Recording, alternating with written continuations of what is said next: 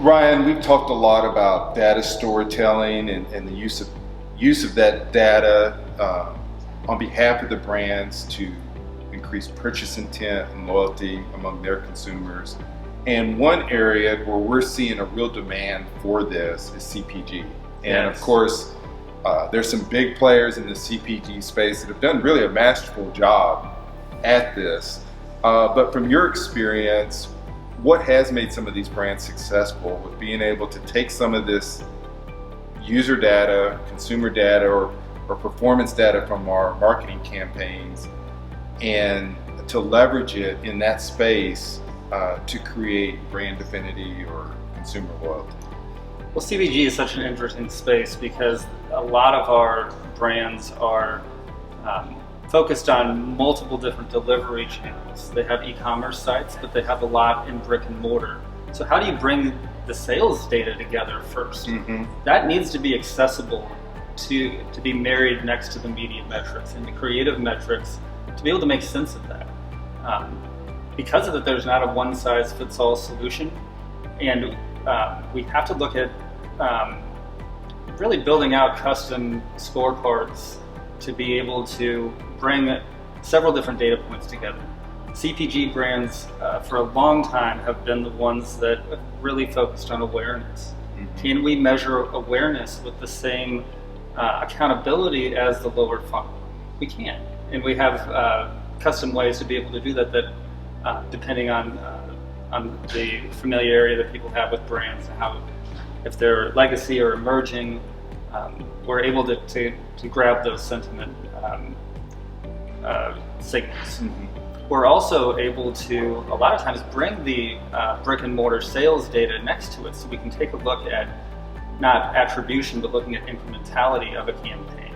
So being able to bring the media metrics, the creative messaging, and the data that we're getting from that alongside a couple of different sales data streams allow analysts to be able to take a look at how does this campaign look at as a whole, and how does it look like at different parts of the funnel that are really important for CPG brands to be successful, especially in the grocery big box space. Mm-hmm. That are competing with so much noise out there. How do we identify those key moments and signals that are going to push the brand forward? So one interesting trend that I've seen over the years, and as digital has taken over more and more of the approach or taking the lead more and more with marketing campaigns, is that brand advertisers who did understand the importance of measuring incrementality and lift found themselves drawn to some of those more clear metrics, conversion metrics, and so they became so in some degree performance advertisers, even though they had brand goals, and to their benefit in some cases because they were more focused on measurement. But now, as we're starting to see changes in the ability to measure and track digital activities, and as even performance advertisers are recognizing that there's only so much at the bottom of the funnel and they can't increase sales by focusing only on the bottom of the funnel, we see the opposite trend of now performance advertisers are moving up funnel to the mid funnel and sometimes even to the upper funnel to accomplish their performance goals. And so in a way, there's a blending or a merging of brand advertisers and performance advertisers, of each taking one from the other, the things that are working well to drive overall business performance. Well, there's a couple of things that come to mind with that statement. One is that